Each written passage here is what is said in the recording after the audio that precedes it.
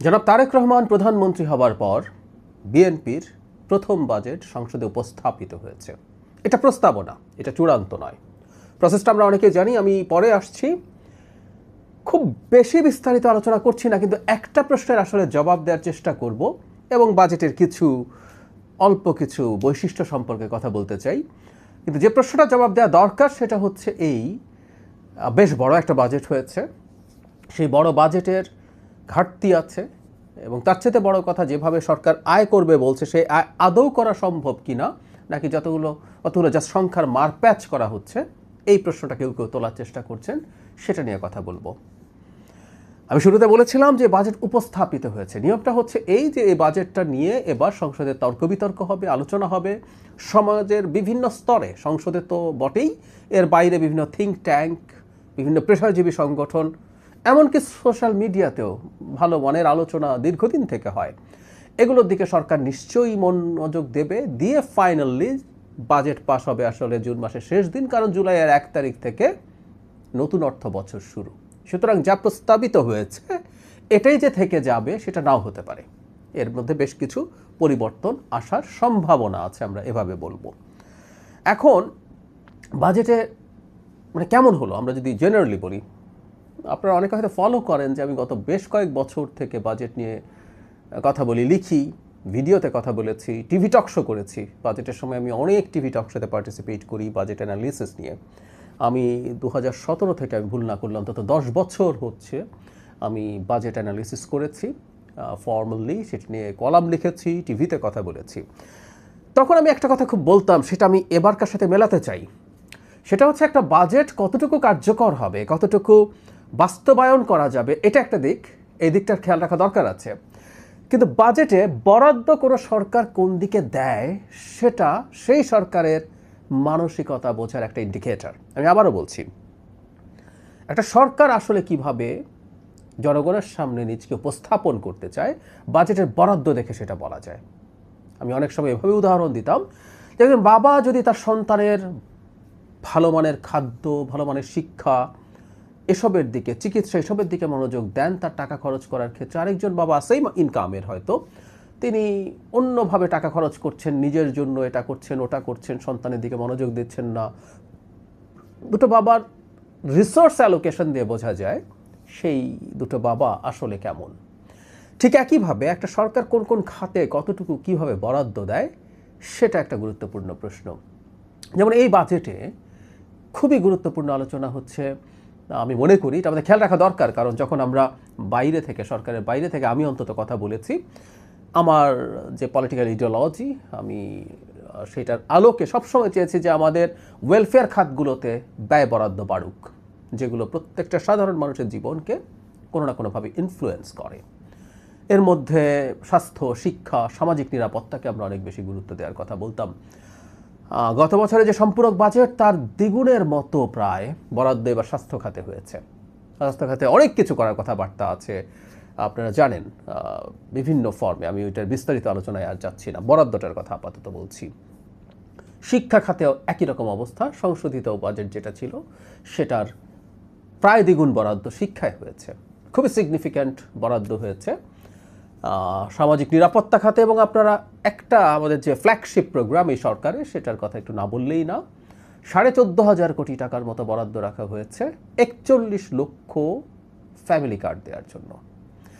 So এই জায়গাগুলোতে যখন সরকার মনোযোগ দিচ্ছে, এই মেসেজ মানুষের কাছে সরকার নিশ্চয়ই কনভে করতে চাইছে এবং কনভেড হয়েছে, মানুষের কাছে পৌঁছেছে। আমরা বিশ্বাস করি যে সরকার জনগণের কল্যাণকে, জনগণের জীবনকে সহজ করে তোলার চেষ্টা করছে, এবং সহজ করে তোলার জন্য অকল্পনীয় পরিমাণ কর এবং শুল্ক কমিয়েছে।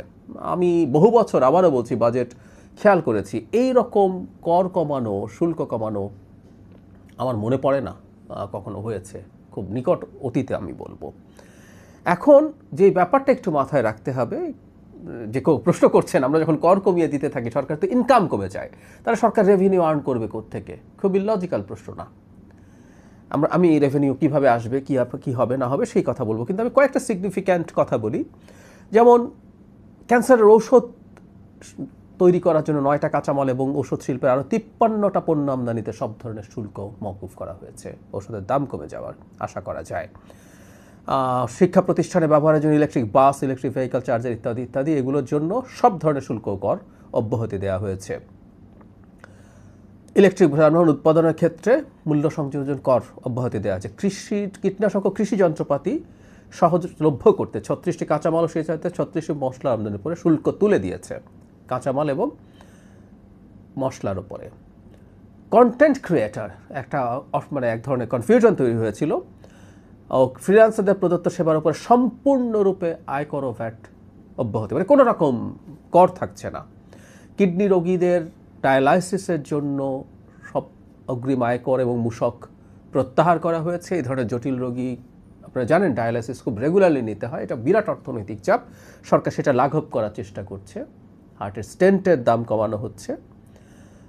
তারপরে হচ্ছে নতুন শিল্প কারখানার জন্য ট্যাক্স 20 থেকে কমিয়ে 10% করা হয়েছে। শিশু খাদ্যের খাবারের কাঁচামাল আমদানির শুল্ক 15 থেকে কমিয়ে 10 করা হয়েছে। স্টার্ট আপ সহ যা যা প্রযুক্তির ক্ষেত্রে বলা হচ্ছে এর মধ্যে সম্পূর্ণ টার্নওভার ট্যাক্স সম্পূর্ণ মওকুফ করা হচ্ছে এবং এর মধ্যে 500 কোটি টাকার একটা তহবিলও তৈরি করা হচ্ছে। ঔষধের মূল্য সহনশীল রাখার জন্য 17টা নতুন কাঁচামালকে রেয়াতি সুবিধা দেওয়া হয়েছে। চাল ডাল সহ সব ধরনের নিত্য প্রয়োজনীয় জিনিসের মধ্যে মশলাও আছে, তার যে উৎস কর সেটা কমিয়ে 0.5% করা হয়েছে, যেটা একসময় 2 থেকে 5% পর্যন্ত ছিল। এর বাইরে দেশে স্থানীয়ভাবে তৈরি করার জন্য যেসব ইলেকট্রনিক্স আছে সেতে কাঁচামাল আমদানিতে রেয়াতি সুবিধা দেওয়া হচ্ছে।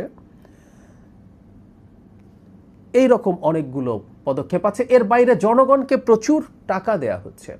যেমন আমরা অলরেডি ফ্যামিলি কার্ডের কথা বললাম, আমরা যতগুলো সামাজিক নিরাপত্তা ভাতা ছিল, বিধবা ভাতা, প্রতিবন্ধী ভাতা, এগুলোর পরিমাণ বাড়ানো হয়েছে এবং সংখ্যাও বাড়ানো হয়েছে। সো এগুলোতে প্রচুর টাকা প্রয়োজন হবে। ক্যান্সার সহ 6টা জটিল রোগের জন্য আগে 50,000 টাকা দেওয়া হতো। এই ব্যাপারটা আমরা একটু মাথায় রাখবো। একটা রাষ্ট্র কতটা মানবিকভাবে দেখছে জনগণকে সেটা একটা বোঝার জন্য সেটা 1 লক্ষ টাকা করা হয়েছে। আমরা বলছি না এটা অ্যাডিকুয়েট, কিন্তু দ্বিগুণ করে দেওয়া হয়েছে সরাসরি। এই ব্যাপারগুলো সরকার করছে। এভাবে প্রচুর নগদ টাকাও মানুষের কাছে যাচ্ছে। তার মানে অ্যাপারেন্টলি কর কমানো হচ্ছে, কিন্তু মানুষের কাছে অনেক বেশি সেবা দেওয়ার প্রয়োজন। এবং এর সাথে সাথে বলাই বাহুল্য প্রচুর মেগা প্রজেক্টও বেশ কয়েকটা নেওয়া হবে। এর বাইরে অন্যান্য খরচ তো সরকার করবেই। তাহলে সংস্থান হবে কিভাবে? আমরা যদি এখন সেটা দেখতে চাই তাহলে ব্যাপারটা এরকম দাঁড়ায়। এই বাজেটে সবসময় যেটা হয়, আমরা যখন আগে বাজেট নিয়ে আলোচনা করতাম যে ব্যক্তির বাজেট মানুষ আয় বুঝে ব্যয় করে, আর রাষ্ট্রের বাজেট ব্যয় বুঝে আয় করে। আগে ব্যয় করে, ব্যয়ের খাত ঠিক করে, ব্যয়ের পরিমাণ ঠিক করে, তারপর সেই অনুযায়ী আয় করে। 9.38 লক্ষ কোটি টাকার বাজেট এটা।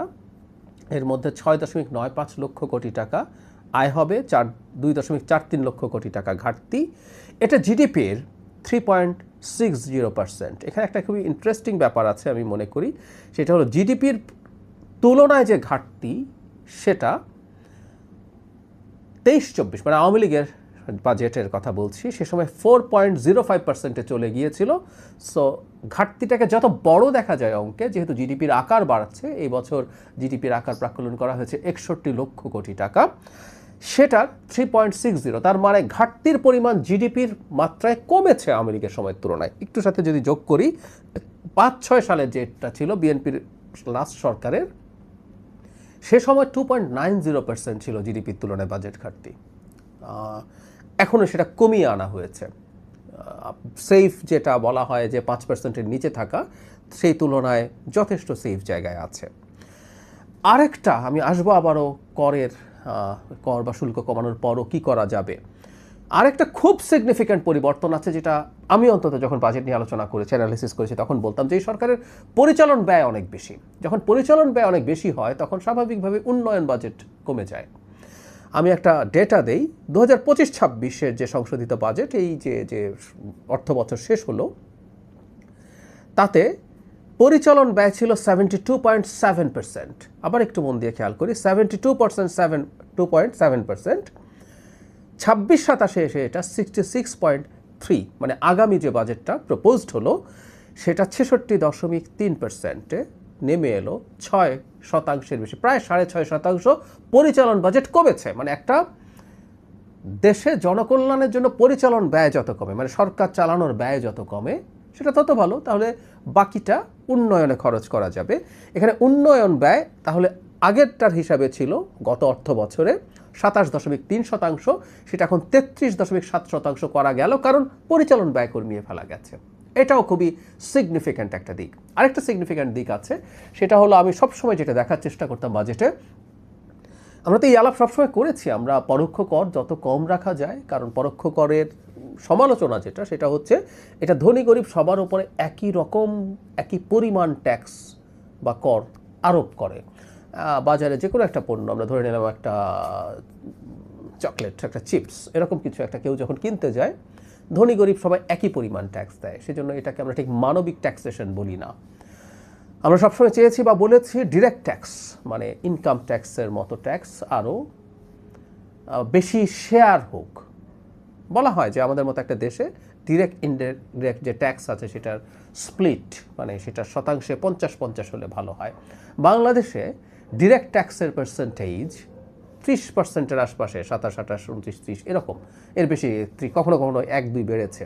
কিন্তু আমি এবার ক্যালকুলেট করে দেখলাম ডিরেক্ট ট্যাক্সের পরিমাণ রাখা হয়েছে 36% মতো। সো একটা উন্নতির দিকে আমরা দেখতে পাচ্ছি, একটা উন্নতির ধারা দেখতে পাচ্ছি। একটা মানবিক ট্যাক্স যদি আমরা বলি তখন আসলে ধনী মানুষ বেশি ট্যাক্স দেবেন, এটাই হওয়ার কথা। সেই পথে এই সরকার আগাচ্ছে, এটা খুবই একটা পজিটিভ দিক।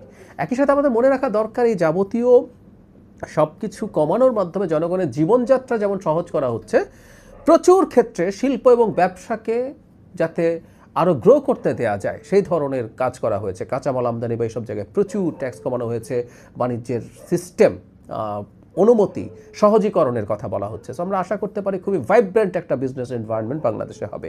এখন সেই প্রসঙ্গে আসি, আসলে কিভাবে হবে এই টাকা, আমি ট্যাক্স কমাচ্ছি কিন্তু আমি আবার বলছি আমি অনেক বেশি রাজস্ব আহরণ করব, সেটা কিভাবে সম্ভব? এই আলাপটা অনেকদিন থেকে হয়েছে। সেটা হলো আমাদের আসলে মানুষজন ট্যাক্স নেটের বাইরে থেকে যায়, প্রচুর থেকে যায়। আমরা যে ভ্যাট দেওয়ার কথা বলি সেই ভ্যাটও প্রচুর প্রতিষ্ঠান ঠিক মতো দেয় না। আমরা আমদানি শুল্কের কথা যদি বলি সেখানেও নানান রকম কারসাজি আছে, দুর্নীতি আছে। আমরা যদি ইনকাম ট্যাক্সের কথা বলি সেখানেও প্রচুর মানুষ ইনকাম ট্যাক্স দেওয়ার মতো অবস্থায় থাকলেও সেখান থেকে বাইরে থেকে যান এবং নানানভাবে ম্যানেজ করে তারা সেই জায়গায় টিকে থাকেন এবং ফাঁকি দেওয়ার চেষ্টা করেন। এগুলো বাংলাদেশের কমন প্রবণতা।